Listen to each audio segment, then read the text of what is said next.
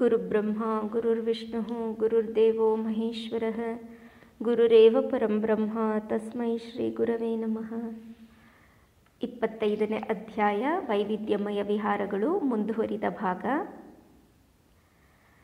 ಸ್ವಾಮೀಜಿ ಏನೇ ಭಾವಿಸಿದರೂ ಏನೇ ಹೇಳಿದರೂ ಅವರ ಕರ್ಮ ಇನ್ನೂ ಸವೆದಿರಲಿಲ್ಲ. ಮೇಲೆ ಮೇಲೇರಿ ಗುರುತ್ವಾಕರ್ಷಣೆಯಿಂದ ತಪ್ಪಿಸಿಕೊಳ್ಳಲೆತ್ತಿಸುತ್ತಿದ್ದ ಅವರ ಮನಸ್ಸನ್ನು ಕೆಳಕ್ಕೆಳೆಯುತ್ತಿದ್ದ ಸೂತ್ರಗಳಿನ್ನೂ ಸಂಪೂರ್ಣವಾಗಿ ಕಡಿದಿರಲಿಲ್ಲ. ಭಾರತದಿಂದಲೂ ಅಮೆರಿಕದಿಂದಲೂ ಅವರ ಹೆಸರಿಗೆ ಬರುತ್ತಿದ್ದ ಪತ್ರಗಳನ್ನೆಲ್ಲ ಲಂಡನ್ನಿನಿಂದ ಅವರಿರುವಲ್ಲಿಗೆ ಕಳಿಸಿಕೊಡಲಾಗುತ್ತಿತ್ತು. ಇವುಗಳಲ್ಲಿ ಅವರು ಗಮನಹರಿಸಬೇಕಾದ ಅನೇಕ ಪ್ರಮುಖ ವಿಷಯಗಳಿರುತ್ತಿದ್ದವು. ಹೀಗಾಗಿ ಅವರು ನಿರಾತಂಕವಾಗಿ ಸಮಾಧಿ ಸ್ಥಿತಿಗೇರಲು ಸಾಧ್ಯವಿರಲಿಲ್ಲ. ಇವುಗಳಲ್ಲಿ ಒಂದೆಂದರೆ ಬ್ರಹ್ಮವಾದಿನ್ ಪತ್ರಿಕೆಯ ಆರ್ಥಿಕ ಸಂಕಷ್ಟಗಳ ಬಗ್ಗೆ ಅಳಸಿಂಗ ಪೆರುಮಾಳರು ಬರೆದ ಪತ್ರ. ಇದನ್ನು ನೋಡಿದ ತಕ್ಷಣ ಸ್ವಾಮೀಜಿ ಅವರಿಗೊಂದು ಪತ್ರವನ್ನು ಬರೆದು ಪರಿಸ್ಥಿತಿಯನ್ನು ಸರಿಪಡಿಸಿಕೊಳ್ಳಲು ಏನೇನು ಮಾಡಬೇಕೆಂಬುದನ್ನು ವಿವರಿಸಿದರು. ಬ್ರಹ್ಮವಾದಿನ್ ಒಂದು ರತ್ನ, ಅದೆಂದೂ ಕೊನೆಗಾಣಬಾರದು ಎಂದು ಬರೆದರು. ಆ ಸಮಯದಲ್ಲಿ ಪೆರುಮಾಳರು ಜೀವನ ಯಾಪನೆಗಾಗಿ ಉಪಾಧ್ಯಾಯ ವೃತ್ತಿಯನ್ನೇ ಅವಲಂಬಿಸಿದ್ದರು. ಅವರು ತಮ್ಮೆಲ್ಲ ಸಮಯವನ್ನು ಶಕ್ತಿಯನ್ನು ಪತ್ರಿಕೆಗಾಗಿ ವಿನಿಯೋಗಿಸಲು ಸಾಧ್ಯವಾಗಿಸುವುದಕ್ಕಾಗಿ ಉಪಾಧ್ಯಾಯ ವೃತ್ತಿಯನ್ನು ಬಿಟ್ಟು ಬಿಡುವಂತೆ ಸ್ವಾಮೀಜಿ ಆದೇಶ ನೀಡಿದರು. ಬದಲಾಗಿ ತಾವು ಪ್ರತಿ ತಿಂಗಳು 100 ರೂಪಾಯಿಗಳನ್ನು ಕಳಿಸಿಕೊಡುವ ಭರವಸೆ ನೀಡಿದರು. ಬಲವಾಗಿ ಹಿಡಿದುಕೋ, ಕೆಲಸ ಮಾಡುತ್ತಾ ಹೋಗು, ಧೀರನಾಗು, ಏನೇ ಬರಲಿ ಧೈರ್ಯವಾಗಿ ಎದುರಿಸು ಎಂದು ಪ್ರೋತ್ಸಾಹಿಸಿದರು. ಅಲ್ಲದೆ ಗುರುಸ್ಥಾನದಿಂದ ಒಂದೆರಡು ವೈಯಕ್ತಿಕ ಸೂಚನೆಗಳನ್ನು ನೀಡಿದರು. ಸ್ವಾಮೀಜಿ ಪತ್ರದಲ್ಲಿ ಬರೆದರು, ಬ್ರಹ್ಮಚರ್ಯದ ಕಡೆಗೆ ವಿಶೇಷ ಎಚ್ಚರಿಕೆ ಇರಲಿ. ಈಗಾಗಲೇ ನಿನಗೆ ಸಾಕಷ್ಟು ಮಕ್ಕಳಿದ್ದಾರೆ, ಇನ್ನೂ ಸಾಕು ಎಂದು ಬರೆದರು. ಸ್ವಾಮೀಜಿಯ ಮನಸ್ಸನ್ನು ವಿಚಲಿತಗೊಳಿಸುವಂತಹ ಮತ್ತೊಂದು ಪತ್ರ ಕಲ್ಕತ್ತಾದಿಂದ ಬಂದಿತ್ತು. ಶ್ರೀರಾಮಕೃಷ್ಣರ ಜನ್ಮ ದಿನೋತ್ಸವದಂದು ಕೆಲವು ವೇಶ್ಯೆಯರು ಸಮಾರಂಭದಲ್ಲಿ ಪಾಲ್ಗೊಂಡರೆಂದು ಅದರಿಂದ ಅಸಮಾಧಾನಗೊಂಡ ಅನೇಕ ಸಭ್ಯ ವ್ಯಕ್ತಿಗಳು ಮಠಕ್ಕೆ ಬರುವ ಬಗ್ಗೆ ಹಿಂದೆ ಮುಂದೆ ನೋಡುತ್ತಿದ್ದಾರೆಂದು ಅದರಲ್ಲಿ ಬರೆಯಲಾಗಿತ್ತು. ಈಗ ಆ ಬಗ್ಗೆ ಏನು ಮಾಡುವುದೆಂದು ಸ್ವಾಮೀಜಿಯನ್ನು ಪ್ರಶ್ನಿಸಲಾಗಿತ್ತು. ಅದಕ್ಕುತ್ತರವಾಗಿ ಆ ದಿನವೇ ಅವರು ಸ್ವಾಮಿ ರಾಮಕೃಷ್ಣಾನಂದರಿಗೊಂದು ಪತ್ರ ಬರೆದರು. ವಿವೇಕಾನಂದರ ಹೃದಯ ವೈಶಾಲ್ಯವನ್ನು, ಬುದ್ಧಿ ಸೂಕ್ಷ್ಮತೆಯನ್ನು ಮತ್ತು ಅವರ ಮಾಹಾತ್ಮ್ಯವನ್ನು ಸ್ಪಷ್ಟವಾಗಿ ತೋರುವ ಆ ಪತ್ರ ಹೀಗಿತ್ತು. ಸ್ವಾಮೀಜಿ ಅದರಲ್ಲಿ ಬರೆದರು, ವಾರಾಂಗನೆಯರನ್ನು ದಕ್ಷಿಣೇಶ್ವರದಂತಹ ತೀರ್ಥಕ್ಷೇತ್ರಕ್ಕೆ ಬಿಡದಿದ್ದರೆ ಅವರು ಇನ್ನೆಲ್ಲಿಗೆ ತಾನೇ ಹೋಗಬೇಕು? ನರಕದ ಬಾಗಿಲುಗಳಾದ ಜಾತಿ, ಕುಲ, ಐಶ್ವರ್ಯ, ಲಿಂಗದ ಭೇದ ಭಾವಗಳೆಲ್ಲ ಪ್ರಪಂಚಕ್ಕೆ ಮೀಸಲಾಗಿರಲಿ. ಪುಣ್ಯಕ್ಷೇತ್ರಗಳಲ್ಲೂ ಅಂತಹ ಭೇದ ಭಾವಗಳೆಲ್ಲ ಉಳಿದುಕೊಂಡರೆ ಅವುಗಳಿಗೂ ನರಕಕ್ಕೂ ಏನು ವ್ಯತ್ಯಾಸ? ನಮ್ಮ ಸಂಸ್ಥೆಯು ಭಗವಂತನಿಗೆ ಸೇರಿದ ಒಂದು ಮಹಾನಗರದಂತೆ. ಅದರಲ್ಲಿ ಪಾಪಿಗಳಿಗೆ, ಪುಣ್ಯವಂತರಿಗೆ, ಸಂತರಿಗೆ, ದುಷ್ಟರಿಗೆ, ಹೆಂಗಸರಿಗೆ, ಗಂಡಸರಿಗೆ, ಮಕ್ಕಳಿಗೆ ಎಲ್ಲರಿಗೂ ಸಮಾನ ಹಕ್ಕುಗಳಿವೆ. ವರ್ಷದಲ್ಲಿ 1 ದಿನದ ಮಟ್ಟಿಗಾದರೂ ಜನರು ಭೇದ ಭಾವಗಳನ್ನು, ತಾವು ಪಾಪಿಗಳೆಂಬ ನಂಬಿಕೆಯನ್ನೂ ತೊರೆದು ಭಗವಂತನ ನಾಮವನ್ನು ಹಾಡಿದರೆ ಅದೇ ಒಂದು ಅತಿದೊಡ್ಡ ಶ್ರೇಯಸ್ಸು ಎಂದು ಬರೆದು ಬಳಿಕ ಮತ್ತಷ್ಟು ನಿಷ್ಠುರವಾಗಿ ಬರೆದರು. ಭಗವಂತನ ಸಾನ್ನಿಧ್ಯದಲ್ಲಿಯೂ ಯಾರು ಈಕೆ ವೇಶ್ಯಾಸ್ತ್ರೀ, ಆತ ಅಂತ್ಯಜ, ಇವನು ಬಡವ, ಅವನು ಸಾಧಾರಣ ಮನುಷ್ಯ ಎಂದು ಆಲೋಚಿಸುತ್ತಾರೆಯೋ ಅಂತಹ ಯಾರನ್ನು ನೀನು ಸಭ್ಯಸ್ಥರು ಎನ್ನುತ್ತೀಯೋ ಅಂಥವರ ಸಂಖ್ಯೆ ಕಡಿಮೆಯಾದಷ್ಟು ಒಳ್ಳೆಯದು. ಭಕ್ತಾದಿಗಳ ಕಸುಬು ಯಾವುದು, ಜಾತಿ ಯಾವುದು ಎಂದೇ ನೋಡುತ್ತಿರುವವರು ನಮ್ಮ ಗುರು ಮಹಾರಾಜರನ್ನು ಮೆಚ್ಚಬಲ್ಲರೇ? ಇಲ್ಲ. 100 ವೇಶ್ಯಾಸ್ತ್ರೀಯರು ಬಂದು ಆತನ ಪಾದಗಳಿಗೆ ಶಿರಬಾಗಲಿ ಎಂದು ನಾನು ಭಗವಂತನನ್ನು ಪ್ರಾರ್ಥಿಸಿಕೊಳ್ಳುತ್ತೇನೆ. ಸಭ್ಯಸ್ಥನೆನ್ನಿಸಿಕೊಂಡ ಒಬ್ಬನೇ ಒಬ್ಬನು ಬಾರದಿದ್ದರೂ ಕೂಡ ನನಗೆ ಚಿಂತೆ ಇಲ್ಲ. ವೇಶ್ಯೆಯರು ಬರಲಿ, ಕುಡುಕರು ಬರಲಿ, ಕಳ್ಳರು ಬರಲಿ, ಎಲ್ಲರೂ ಬರಲಿ, ಆತನ ಬಾಗಿಲು ಎಲ್ಲರಿಗೂ ತೆರೆದಿದೆ. ಶ್ರೀಮಂತನು ಭಗವಂತನ ರಾಜ್ಯವನ್ನು ಪ್ರವೇಶಿಸುವುದಕ್ಕಿಂತಲೂ ಸೂಜಿಯ ಕಣ್ಣಿನೊಳಗೆ ಒಂಟೆಯು ತೂರುವುದು ಸುಲಭ. ಇದು ಯೇಸುಕ್ರಿಸ್ತನ ಮಾತು. ಹೀಗೆ ಬರೆದರು. ಆದರೆ ಸ್ವಾಮೀಜಿ ಆ ಪತ್ರದ ಕಡೆಯಲ್ಲಿ ಒಂದು ಎಚ್ಚರಿಕೆಯ ಮಾತನ್ನೂ ಸೇರಿಸಿದರು. ಆದರೆ ಸ್ವಲ್ಪ ಜಾಗರೂಕತೆಯನ್ನು ವಹಿಸಬೇಕಾಗುತ್ತದೆ. ವಯಸ್ಕರಾದ ಕೆಲವು ಸ್ವಯಂ ಸೇವಕರು ಉತ್ಸವದ ಸ್ಥಳದಲ್ಲಿ ಓಡಾಡಿಕೊಂಡಿದ್ದು ಯಾರಾದರೂ ಅಸಭ್ಯವಾಗಿ ಮಾತನಾಡಿದರೆ ಅಥವಾ ವರ್ತಿಸಿದರೆ ಅವರನ್ನು ತಕ್ಷಣ ಆಚೆಗೆ ಕಳಿಸಬೇಕು. ಆದರೆ ಮರ್ಯಾದಸ್ಥರಾಗಿರಲಿ ಆಗಿಲ್ಲದಿರಲಿ ಅವರು ಸರಿಯಾದ ರೀತಿಯಲ್ಲಿ ವರ್ತಿಸುತ್ತಿರುವವರೆಗೆ ಅವರು ಭಕ್ತರೇ ಸರಿ ಮತ್ತು ಅವರನ್ನು ಎಲ್ಲರೂ ಗೌರವದಿಂದ ಕಾಣಬೇಕು. ಹೀಗೆ ಸ್ವಾಮೀಜಿ ಪತ್ರದಲ್ಲಿ ಬರೆದರು. ಆಲ್ಪ್ಸ್ ಪರ್ವತದ ಪರಮ ಪ್ರಶಾಂತ ಪರಿಸರದಲ್ಲಿ ಸ್ವಾಮೀಜಿ ಅತ್ಯುನ್ನತ ಭಾವಗಳಿಗೆ ಏರುತ್ತಿದ್ದಾಗ ಇಂತಹ ಪ್ರಸಂಗಗಳಿಂದಾಗಿ ಅವರ ಮನಸ್ಸು ವ್ಯಾವಹಾರಿಕ ಸ್ತರಕ್ಕಿಳಿಯಬೇಕಾಗಿ ಬರುತ್ತಿದ್ದುದು ಕೇವಲ ಕಾಕತಾಳೀಯವಲ್ಲ. ನಾವು ಹಿಂದೆಯೂ ನೋಡಿದಂತೆ ಇಂತಹ ಅವಕಾಶ ಸಿಕ್ಕಾಗಲೆಲ್ಲ ಅವರು ಕರ್ತವ್ಯ ವಿಮುಖರಾಗುತ್ತಿದ್ದರು. ಆದರೆ ಜಗನ್ಮಾತೆಯ ಕಾರ್ಯವನ್ನು ಮಾಡಿ ಮುಗಿಸುವವರೆಗೆ ಅವರಿಗೆ ವಿಶ್ರಾಂತಿಯಲ್ಲಿ ಅವರ ಆಧ್ಯಾತ್ಮಿಕ ಅನುಭವಗಳ ಕೀಲಿಕೈ ಶ್ರೀರಾಮಕೃಷ್ಣರ ಬಳಿ ಭದ್ರವಾಗಿದೆಯಲ್ಲವೇ? ಆದ್ದರಿಂದ ಅವರಿಗೆ ತಮ್ಮ ಕರ್ತವ್ಯವನ್ನು ನೆನಪಿಸಿಕೊಡಲು ಇಂತಹ ತೊಂದರೆಗಳು ಬೇಕಾಗಿದ್ದವು. ಆದರೆ ಒಟ್ಟಿನಲ್ಲಿ ಸಾಸ್ವಿನಲ್ಲಿನ ಶಾಂತ ಜೀವನವು ಬಳಲಿದ್ದ ಸ್ವಾಮೀಜಿಗೆ ನವಚೈತನ್ಯವನ್ನೇ ನೀಡಿತೆನ್ನಬಹುದು. ಒಮ್ಮೆ ಮಾತ್ರ ಒಂದು ಅಹಿತಕರವಾದ ಘಟನೆ ನಡೆಯಿತು. ಒಂದು ದಿನ ಬೆಳಿಗ್ಗೆ ಸ್ವಾಮೀಜಿ ತಮ್ಮ ಸಂಗಾತಿಗಳೊಂದಿಗೆ ಪರ್ವತದ ದಾರಿಯಾಗಿ ಹಿಮರಾಶಿಯಲ್ಲಿ ನಡೆದು ಬರುತ್ತಿದ್ದರು.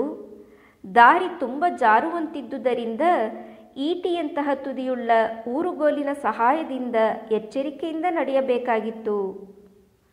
ಸ್ವಾಮೀಜಿ ಉಪನಿಷತ್ತಿನ ಶ್ಲೋಕಗಳನ್ನು ಪಠಿಸುತ್ತಾ ಅದರ ಅರ್ಥವನ್ನು ವಿವರಿಸಿಕೊಂಡು ಬರುತ್ತಿದ್ದರು. ಹಾಗೆಯೇ ಅವರು ಭಾವಸ್ಥರಾಗುತ್ತಾ ಬಂದು ಮೌನರಾದರು. ಹೆಜ್ಜೆಗಳು ನಿಧಾನವಾದವು. ಕ್ರಮೇಣ ಸ್ವಾಮೀಜಿ ಹಿಂದುಳಿದರು.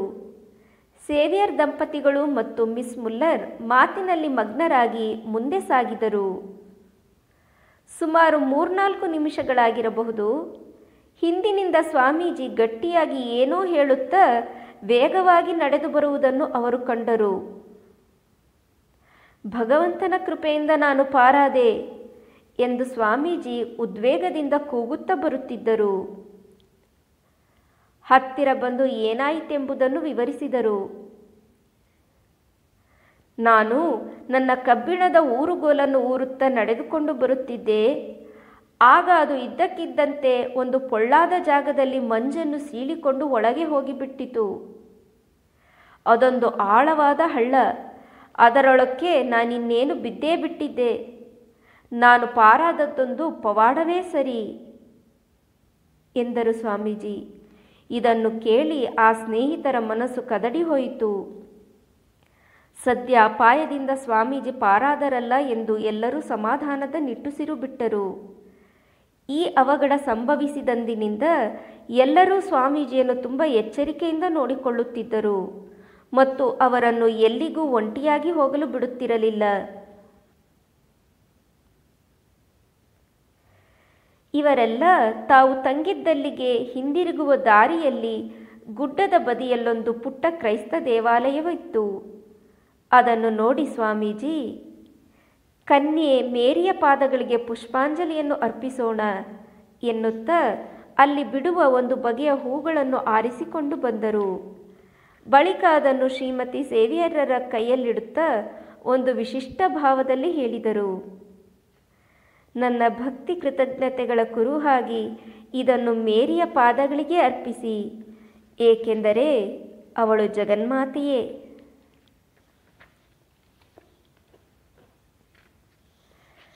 ಸಾಸ್ವಿಯಲ್ಲಿ ಸ್ವಾಮೀಜಿ ತಾವಿದ್ದಂತಹ ಉನ್ನತ ಭಾವದಲ್ಲೇ ಇನ್ನಷ್ಟು ದಿನ ಉಳಿದುಕೊಳ್ಳಲು ನಿರ್ಧರಿಸುತ್ತಿದ್ದರೇನೋ, ಆದರೆ ಅವರನ್ನು ಅಲ್ಲಿಂದ ಬಲವಂತವಾಗಿ ಹೊರಡಿಸಲೋ ಎಂಬಂತೆ ಅವರಿಗೊಂದು ಪತ್ರ ಬಂದಿತು.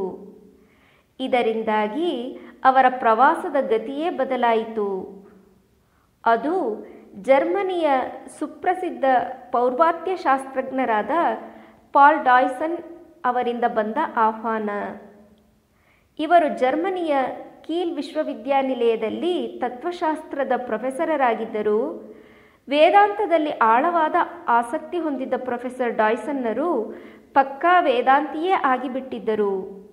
ಕೆಲ ದಿನಗಳ ಹಿಂದೆಯಷ್ಟೇ ಅವರು ಭಾರತ ಪ್ರವಾಸವನ್ನು ಮುಗಿಸಿಕೊಂಡು ಹಿಂದಿರುಗಿದ್ದರು. ಸ್ವಾಮೀಜಿಯ ಉಪನ್ಯಾಸಗಳನ್ನು, ಬೋಧನೆಗಳನ್ನು ಅಧ್ಯಯನ ಮಾಡಿ ಅವರೊಬ್ಬ ಸ್ವತಂತ್ರ ಚಿಂತಕ ಹಾಗೂ ಪ್ರಚಂಡ ಆಧ್ಯಾತ್ಮಿಕ ಪ್ರಭಾವಶಾಲಿ ಎಂದು ಕಂಡುಕೊಂಡಿದ್ದರು. ವಿವೇಕಾನಂದರು ಇಂಗ್ಲೆಂಡಿಗೆ ಬಂದಿರುವ ಈ ಸದವಕಾಶವನ್ನು ಉಪಯೋಗಿಸಿಕೊಂಡು ಅವರೊಂದಿಗೆ ಹಲವಾರು ವಿಷಯಗಳ ಬಗ್ಗೆ ಚರ್ಚಿಸಲು ಡಾಯ್ಸನ್ ಉತ್ಸುಕರಾದರು. ಆದ್ದರಿಂದ ಅವರು ಸ್ವಾಮೀಜಿಯ ಲಂಡನ್ನಿನ ವಿಳಾಸಕ್ಕೊಂದು ಪತ್ರ ಬರೆದು ಕೀಲ್ ನಗರಕ್ಕೆ ಬಂದು ಕೆಲ ದಿನಗಳ ಮಟ್ಟಿಗಾದರೂ ತಮ್ಮ ಅತಿಥಿಯಾಗಿ ಉಳಿದುಕೊಳ್ಳಬೇಕೆಂದು ಅವರನ್ನು ಅವರ ಅತಿಥೇಯನಾದ ಸ್ಟರ್ಡಿಯನ್ನು ಕೇಳಿಕೊಂಡಿದ್ದರು. ಈ ಪತ್ರವನ್ನು ಸ್ಟರ್ಡಿ ಸಾಸ್ವಿಗೆ ಕಳಿಸಿಕೊಟ್ಟಿದ್ದ. ಆದರೆ ಕಾರ್ಯಾಂತರಗಳಿಂದಾಗಿ ತನಗೆ ಬರಲು ಸಾಧ್ಯವಾಗುವುದಿಲ್ಲವೆಂದು ಆತ ತಿಳಿಸಿದ. ಸ್ವಾಮೀಜಿಗೂ ಈ ಆಮಂತ್ರಣವನ್ನು ಅಂಗೀಕರಿಸಲು ಮನಸ್ಸಿರಲಿಲ್ಲ.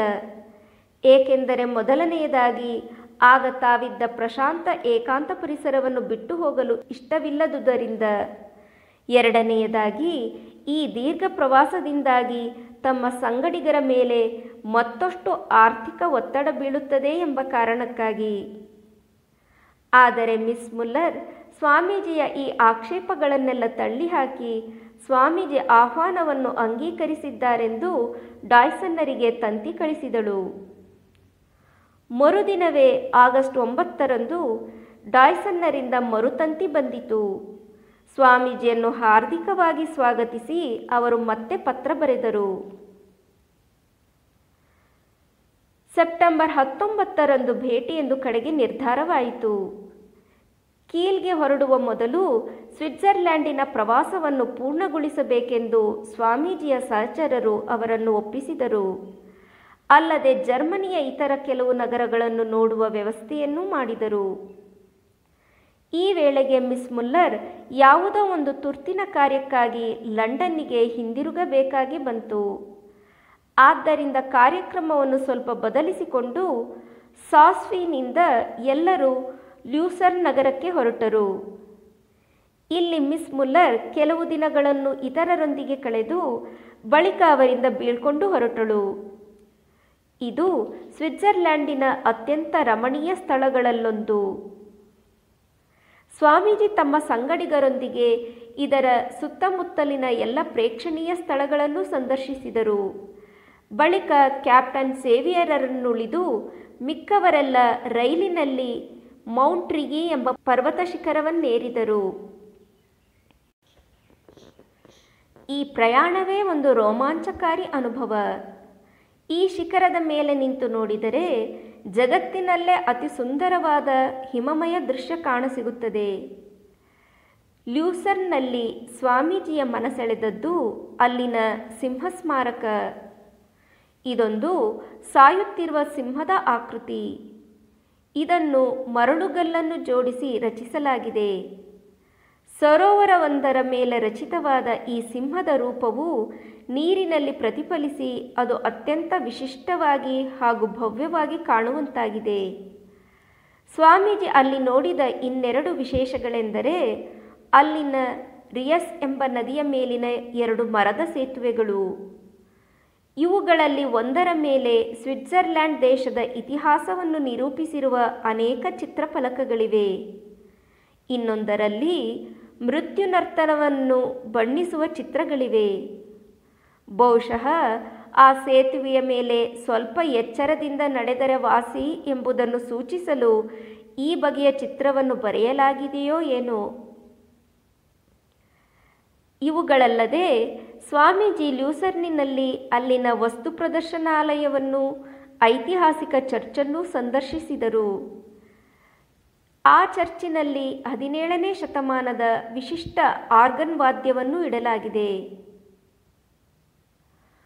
ವಾಯ್ಸ್ ಹ್ಯುಮೇನ ಅಂದರೆ ಮನುಷ್ಯರ ಧ್ವನಿ ಎಂದು ಕರೆಯಲ್ಪಡುವ ಪೀಪಿಯಂತಹ ಈ ವಾದ್ಯದ ನಾದವು ಮನುಷ್ಯರ ಕಂಠಸ್ವರವನ್ನು ಬಹುವಾಗಿ ಹೋಲುತ್ತದೆ. ಇದನ್ನು ಕೇಳಿದ ತಕ್ಷಣ ಸ್ವಾಮೀಜಿ ನಿಜಕ್ಕೂ ಅದನ್ನು ಮನುಷ್ಯನ ಧ್ವನಿ ಎಂದೇ ಭಾವಿಸಿದರಂತೆ. ಒಂದು ದಿನ ಸ್ವಾಮೀಜಿಯ ತಂಡದವರು ಸುಂದರವಾದ ಲ್ಯೂಸರ್ನ್ ಸರೋವರದಲ್ಲಿ ನೌಕಾಯಾನ ಮಾಡಿದರು. ಸರೋವರದ ಸುತ್ತಲಿನ ಮನೋಹರ ದೃಶ್ಯವನ್ನು ಕಂಡು ಎಲ್ಲರೂ ಆನಂದಭರಿತರಾದರು. ಸ್ವಿಟ್ಜರ್ಲ್ಯಾಂಡಿನ ಪ್ರಸಿದ್ಧ ದೇಶಭಕ್ತ ಸಾಹಸಿ ವಿಲಿಯಂ ಟೆಲ್ಲನಿಗೆ ಅರ್ಪಿತವಾದ ಒಂದು ದೇವಾಲಯವನ್ನು ಕಂಡು ಸ್ವಾಮೀಜಿ ಅವನ ಅದ್ಭುತ ಜೀವನವನ್ನು ಸ್ಮರಿಸಿದರು. ಇವುಗಳಲ್ಲದೆ ಇಲ್ಲಿ ಅವರು ಕಂಡ ಮತ್ತೊಂದು ವಿಶೇಷವೆಂದರೆ ಪಾಶ್ಚಾತ್ಯ ದೇಶಗಳಲ್ಲಿ ಅವರಿಗೆ ದೊರಕಿದ್ದ ಅತಿ ಖಾರದ ಮೆಣಸಿನಕಾಯಿಗಳು. ಇಂತಹ 3-4 ಮೆಣಸಿನಕಾಯಿಗಳನ್ನು ಒಟ್ಟಿಗೆ ಬಾಯಿಗೆ ಹಾಕಿಕೊಂಡು ಸಂತೋಷದಿಂದ ಅಗಿಯುತ್ತಾ ಸ್ವಾಮೀಜಿ ಅಂಗಡಿಯವನನ್ನು ಕೇಳಿದರು, ಏನಪ್ಪ, ಇದಕ್ಕಿಂತ ಖಾರದ ನಮೂನೆ ನಿಮ್ಮಲ್ಲಿಲ್ಲವೇ ಎಂದು. ಲ್ಯೂಸರ್ನಿನಿಂದ ಮಿಸ್ ಮುಲ್ಲರ್ ಇಂಗ್ಲೆಂಡಿಗೆ ಹೊರಟಳು. ಅವಳಿಗೆ ವಿದಾಯ ಕೋರಿ ಸ್ವಾಮೀಜಿ ಹಾಗೂ ಝೇವಿಯರ್ ದಂಪತಿಗಳು ಶಾಫ್ಹೌಸನ್ನಿಗೆ ಬಂದರು. ಇಲ್ಲಿ ರೈನ್ ನದಿಯ ಸುಂದರ ಜಲಪಾತವನ್ನು ವೀಕ್ಷಿಸಿ ಅಲ್ಲಿಂದ ಜರ್ಮನಿಯ ಹೈಡೆಲ್ಬರ್ಗ್ಗೆ ಟ್ರೈನಿನಲ್ಲಿ ಪ್ರಯಾಣ ಬೆಳೆಸಿದರು. ಜರ್ಮನಿಯ ಪುರಾತನವೂ ಪ್ರಸಿದ್ಧವೂ ಆದ ಹಲವು ವಿಶ್ವವಿದ್ಯಾನಿಲಯಗಳಲ್ಲಿ ಒಂದು ಈ ನಗರದಲ್ಲಿದೆ. ಸ್ವಾಮೀಜಿ ಈ ವಿಶ್ವವಿದ್ಯಾನಿಲಯವನ್ನು ಸಂದರ್ಶಿಸಿ ಅಲ್ಲಿ ವ್ಯಾಸಂಗ ಮಾಡಲು ಅವಕಾಶವಿದ್ದ ವಿಷಯಗಳನ್ನು, ಅಲ್ಲಿನ ಇತರ ಸೌಲಭ್ಯಗಳನ್ನು ಪರಿಶೀಲಿಸಿದರು. ಉನ್ನತ ವ್ಯಾಸಂಗಕ್ಕೆ ಅಲ್ಲಿ ಲಭ್ಯವಿದ್ದ ಅನುಕೂಲತೆಗಳನ್ನು ಕಂಡು ಅವರಿಗೆ ಆನಂದ, ಆಶ್ಚರ್ಯಗಳುಂಟಾದವು. ಭಾರತದಲ್ಲಿ ಇಂತಹ ಪ್ರಮಾಣದಲ್ಲಿ ವಿಶ್ವವಿದ್ಯಾನಿಲಯಗಳು ಪ್ರಾರಂಭವಾಗುವುದೆಂದು ಎಂದು ಅವರ ಮನಸ್ಸು ಚಿಂತಿಸಿತು. ಇಲ್ಲಿಂದ ಅವರು ರೈನ್ ನದಿಯ ಮಾರ್ಗವಾಗಿ ಕೊಲೋನ್ ನಗರಕ್ಕೆ ಬಂದು ಇಲ್ಲಿನ ಹಲವಾರು ಸ್ಥಳಗಳನ್ನು ವೀಕ್ಷಿಸುತ್ತಾ ಕೆಲವು ದಿನಗಳನ್ನು ಕಳೆದರು. ಕೊಲೋನ್ ನಗರದಲ್ಲಿ ಪ್ರತಿಬಿಂಬಿತವಾಗುತ್ತಿದ್ದ ಭವ್ಯ ಜರ್ಮನ್ ಸಂಸ್ಕೃತಿಯನ್ನು ಬಹಳವಾಗಿ ಮೆಚ್ಚಿಕೊಂಡರು. ಇಲ್ಲಿನ ಬೃಹತ್ ಚರ್ಚೊಂದರ ಪ್ರಾರ್ಥನಾ ಸಭೆಯಲ್ಲೂ ಅವರು ಭಾಗವಹಿಸಿದರು. ಆ ಚರ್ಚಿನ ಭವ್ಯತೆಯನ್ನು, ಗಾಥಿಕ್ ಶೈಲಿಯ ಶಿಲ್ಪ ಚಾತುರ್ಯವನ್ನು, ಅದರ ವೈಭವಪೂರ್ಣ ಕಲಾ ಕೌಶಲವನ್ನು ಕಂಡು ಅವರು ವಿಸ್ಮಿತರಾದರು. ಸ್ವಾಮೀಜಿಯ ಅಪೇಕ್ಷೆಯಂತೆ ಝೇವಿಯರ್ ದಂಪತಿಗಳು ಅವರನ್ನು ಜರ್ಮನಿಯ ರಾಜಧಾನಿಯಾದ ಬರ್ಲಿನ್ನಿಗೆ ಕರೆದೊಯ್ದರು. ಆಗ ಅತ್ಯಂತ ಸಂಪದ್ಭರಿತವೂ ಪ್ರಬಲವೂ ಆಗಿದ್ದ ಅವಿಭಜಿತ ಜರ್ಮನಿಯ ವೈಭವವನ್ನು ಕಂಡು ಸ್ವಾಮೀಜಿ ಬೆರಗಾದರು. ಅವರು ಅಲ್ಲಿನ ಎಲ್ಲ ಐತಿಹಾಸಿಕ ಹಾಗೂ ಬೌದ್ಧಿಕ ಪ್ರಾಮುಖ್ಯತೆಯ ಸ್ಥಳಗಳನ್ನು ಸಂದರ್ಶಿಸಿ ಆನಂದಿಸಿದರು. ಅವರು ಪ್ರತಿಯೊಂದು ವಿಷಯದಲ್ಲೂ ಆಸಕ್ತರಾಗಿದ್ದರು ಮತ್ತು ಮಾನವನ ಬುದ್ಧಿಶಕ್ತಿಯಿಂದ ಒಡಮೂಡಿದ ಯಾವುದೇ ವಸ್ತುವನ್ನು ಕಂಡರೂ ಅದನ್ನು ಆಸ್ವಾದಿಸಿ ಅದರ ಬಗ್ಗೆ ಮೆಚ್ಚುಗೆ ವ್ಯಕ್ತಪಡಿಸುತ್ತಿದ್ದರು. ಶ್ರೀಮತಿ ಝೇವಿಯರ್ ಆ ಬಗ್ಗೆ ಹೇಳುತ್ತಾರೆ, ಮನುಷ್ಯನ ಚಟುವಟಿಕೆಯ ಪ್ರತಿಯೊಂದು ಕ್ಷೇತ್ರವೂ, ಜ್ಞಾನದ ಪ್ರತಿಯೊಂದು ಅಂಗವೂ ಸ್ವಾಮೀಜಿಯ ಪಾಲಿಗೆ ಆಸಕ್ತಿಕರವಾಗಿದ್ದವು. ಸದಾ ಪ್ರಫುಲ್ಲವೂ ಕರುಣಾಪೂರಿತವೂ ಆದ ಅವರ ಮನೋಭಾವ, ಅವರ ಬುದ್ಧಿಮತ್ತೆ ಮತ್ತು ವ್ಯಕ್ತಿತ್ವದ ಸೊಬಗು, ಇವುಗಳಿಂದಾಗಿ ಅವರೊಂದಿಗೆ ಪ್ರಯಾಣ ಮಾಡುವುದೆಂದರೆ ಅದೊಂದು ಅತ್ಯಂತ ಆಹ್ಲಾದಕರ ಅನುಭವವಾಗಿತ್ತು. ಹೀಗೆ ಹೇಳಿದರು.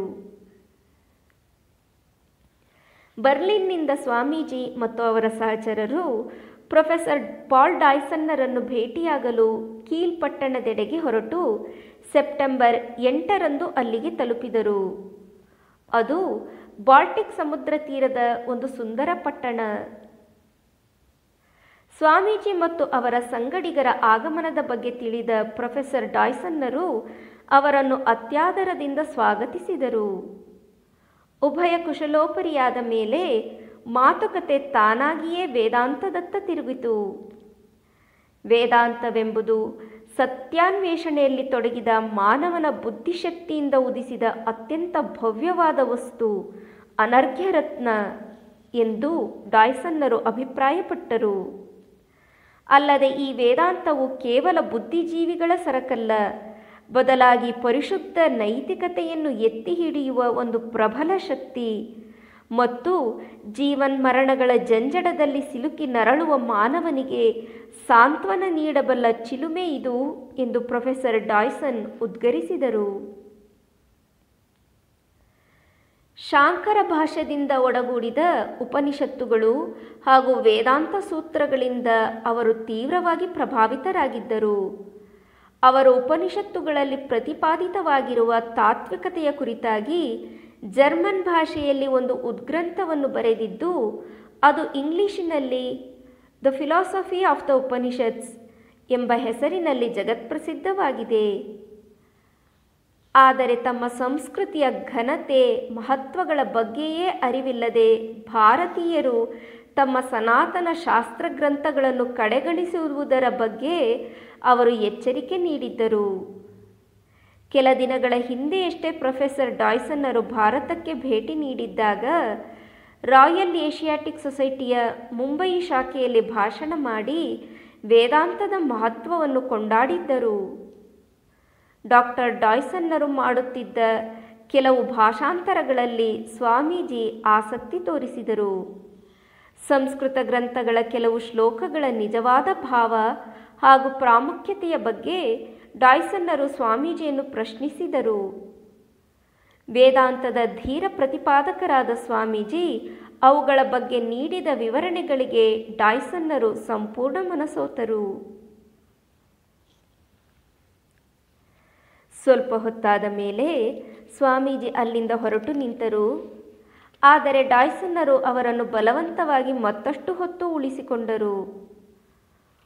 ಅಂದು ಡಾಯ್ಸನ್ನರ 4 ವರ್ಷದ ಮಗಳು ಎರಿಕಾಳ ಹುಟ್ಟಿದ ಹಬ್ಬ. ಆದ್ದರಿಂದ ಅಂದು ತಮ್ಮ ಮನೆಯಲ್ಲೇ ಭೋಜನವನ್ನು ಸ್ವೀಕರಿಸಿ ಸಂಜೆಯ ಸಂತೋಷಕೂಟದಲ್ಲೂ ಭಾಗವಹಿಸಿ ಹೋಗಬೇಕೆಂದು ಒತ್ತಾಯಿಸಿ ಒಪ್ಪಿಸಿದರು. ಅಂದು ಅಲ್ಲೊಂದು ವಿಶೇಷ ಉಲ್ಲಾಸದ ವಾತಾವರಣ ನಿರ್ಮಾಣವಾಗಿತ್ತು. ಭೋಜನದ ಬಳಿಕ ಡಾಕ್ಟರ್ ಡಾಯ್ಸನ್ನರು ತಮ್ಮ ಭಾರತ ಪ್ರವಾಸದ ಅನುಭವಗಳನ್ನೆಲ್ಲ ಸುವಿಸ್ತಾರವಾಗಿ ಬಣ್ಣಿಸಿದರು. ಭಾರತದ ತೀರ್ಥಕ್ಷೇತ್ರಗಳು, ಪವಿತ್ರ ಗಂಗಾ ನದಿ, ಅಲ್ಲಿ ನೆರೆಯುವ ಅಸಂಖ್ಯಾತ ಭಕ್ತರು, ಇವೆಲ್ಲ ಅವರ ಪಾಲಿಗೆ ಅತ್ಯಂತ ಕೌತುಕದ ವಿಷಯಗಳಾಗಿದ್ದವು. ಭಾರತೀಯರ ದೃಷ್ಟಿಕೋನ, ಚಿಂತನ ವಿಧಾನ, ಪರಧರ್ಮ ಸಹಿಷ್ಣುತೆ, ಒಟ್ಟಿನಲ್ಲಿ ಭಾರತೀಯವಾದ ಪ್ರತಿಯೊಂದೂ ಅವರಿಗೆ ಅಚ್ಚುಮೆಚ್ಚಾಗಿತ್ತು. ಅಂದು ಮಧ್ಯಾಹ್ನ ಸ್ವಾಮೀಜಿಯವರು ಪ್ರೊಫೆಸರ್ ಡಾಯ್ಸನ್ನರ ಗ್ರಂಥಾಲಯದಲ್ಲಿ ಯಾವುದೋ ಒಂದು ಕಾವ್ಯ ಸಂಪುಟವನ್ನು ತೆರೆದು ನೋಡುತ್ತಿದ್ದರು. ಆಗ ಅಲ್ಲಿಗೆ ಬಂದ ಪ್ರೊಫೆಸರರು ಸ್ವಾಮೀಜಿ ಎಂದು ಅವರನ್ನು ಕರೆದರು. ಆದರೆ ಸ್ವಾಮೀಜಿ ಉತ್ತರಿಸಲಿಲ್ಲ. ಅವರು ಮತ್ತೊಮ್ಮೆ ಕರೆದಾಗಲೂ ಉತ್ತರ ಬರಲಿಲ್ಲ. ಸ್ವಾಮೀಜಿ ಆ ಪುಸ್ತಕದಲ್ಲೇ ತನ್ಮಯರಾಗಿ ಬಿಟ್ಟಿದ್ದರು. ಎಷ್ಟೋ ಹೊತ್ತಾದ ಮೇಲೆ ಸ್ವಾಮೀಜಿಗೆ ಈ ವಿಷಯ ತಿಳಿಯಿತು. ತಕ್ಷಣ ಪ್ರೊಫೆಸರರ ಕ್ಷಮೆ ಯಾಚಿಸಿದರು. ತಾವು ಓದಿನಲ್ಲಿ ಮುಳುಗಿ ಹೋಗಿದ್ದುದರಿಂದ ತಮಗೆ ಅವರು ಕೂಗಿದ್ದು ಕೇಳಿಸಲಿಲ್ಲವೆಂದು ಹೇಳಿದರು. ಈ ಉತ್ತರದಿಂದ ಡಾಯ್ಸನ್ನರಿಗೆ ತೃಪ್ತಿಯಾಗಲಿಲ್ಲ. ಆದರೆ ಬಳಿಕ ಸಂಭಾಷಣೆಯ ವೇಳೆಯಲ್ಲಿ ಸ್ವಾಮೀಜಿ ಆ ಕಾವ್ಯ ಸಂಪುಟದಿಂದ ಕೆಲವು ಕವನಗಳನ್ನು ಹಾಗೆಯೇ ಉದ್ಧರಿಸಿ ಅವುಗಳಿಗೆ ವಿಶೇಷವಾದ ವಿವರಣೆ ಕೊಟ್ಟಾಗ ಡಾಯ್ಸನ್ನರು ದಂಗು ಬಡಿದು ಬಿಟ್ಟರು. ಅವರ ಬಾಯಿಂದ ಒಂದು ಕ್ಷಣ ಮಾತೇ ಹೊರಡಲಿಲ್ಲ. ಬಳಿಕ ಅವರು, ಸ್ವಾಮೀಜಿ, ಇಂತಹ ಅದ್ಭುತವಾದ ಜ್ಞಾಪಕ ಶಕ್ತಿಯನ್ನು ನೀವು ಹೇಗೆ ಸಂಪಾದಿಸಿಕೊಂಡಿರಿ ಎಂದು ಅವರನ್ನೇ ಕೇಳಿದರು. ಆಗ ಸ್ವಾಮೀಜಿ ಭಾರತೀಯ ಯೋಗಿಗಳು ಏಕಾಗ್ರತೆಯನ್ನು ಸಾಧಿಸುವ ವಿಧಾನವನ್ನು ಪ್ರಸ್ತಾಪಿಸಿ ತಮ್ಮ ಸ್ವಂತ ಅನುಭವದ ಆಧಾರದ ಮೇಲೆ ಅದನ್ನು ವಿವರಿಸಿದರು. ತೀವ್ರ ಏಕಾಗ್ರತೆಯ ಸ್ಥಿತಿಯಲ್ಲಿದ್ದಾಗ ಯೋಗಿಗಳು ಶರೀರ ಪ್ರಜ್ಞೆಯನ್ನು ಸಂಪೂರ್ಣವಾಗಿ ಮೀರಿ ಹೋಗುತ್ತಾರೆಂದು ಅವರು ತಿಳಿಸಿದರು. ಅದೇ ಸಮಯದಲ್ಲಿ ಕೀಲ್ಪಟ್ಟಣದಲ್ಲಿ ಪ್ರದರ್ಶನವೊಂದು ನಡೆಯುತ್ತಿತ್ತು. ಪ್ರದರ್ಶನವನ್ನು ಸ್ವಾಮೀಜಿ ನೋಡಲೇಬೇಕೆಂದು ಡಾಯ್ಸನ್ನರು ಒತ್ತಾಯಿಸಿ ಸಂಜೆಯ ವೇಳೆಗೆ ತಾವೇ ಅವರನ್ನು ಅಲ್ಲಿಗೆ ಕರೆದುಕೊಂಡು ಹೋದರು. ಜರ್ಮನಿಯ ಕಲೆಗಳು, ವಿವಿಧ ಕೈಗಾರಿಕೋತ್ಪನ್ನಗಳು ಮೊದಲಾದವನ್ನು ಅಲ್ಲಿ ಪ್ರದರ್ಶಿಸಲಾಗಿತ್ತು.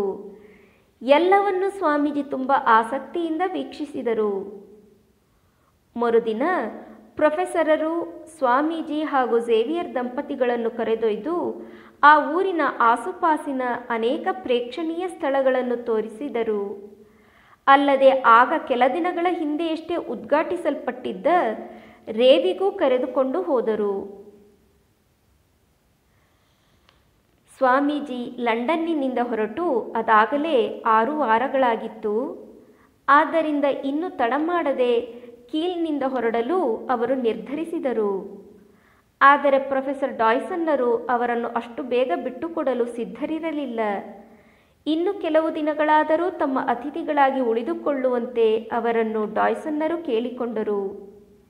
ಅವರೊಂದಿಗೆ ಹಲವಾರು ವಿಷಯಗಳ ಬಗ್ಗೆ ವಿವರವಾಗಿ ಚರ್ಚಿಸುವ ಇಚ್ಛೆ ಪ್ರೊಫೆಸರರಿಗಿತ್ತು.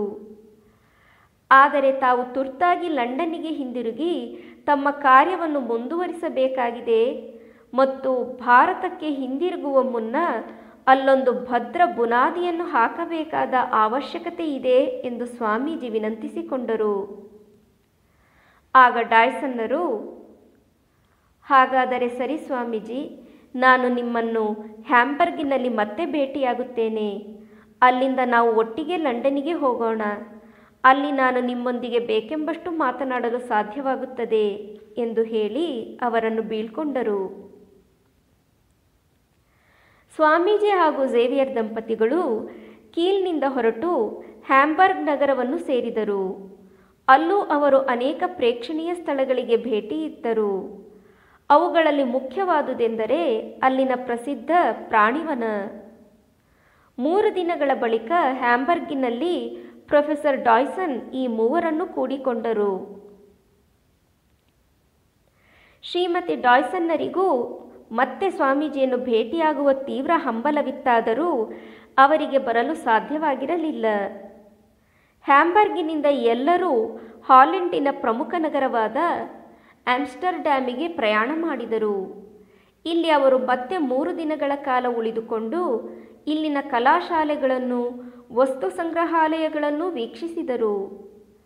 ಹಾಲೆಂಡಿನ ಕೆಲವೆಡೆಗಳಲ್ಲಿ ಕಾಲುವೆಗಳನ್ನೇ ರಸ್ತೆಗಳಂತೆ ನಿರ್ಮಿಸಿಕೊಂಡು ಉಪಯೋಗಿಸುವ ರೀತಿ ಸ್ವಾಮೀಜಿಯನ್ನು ಬೆರಗುಗೊಳಿಸಿತು.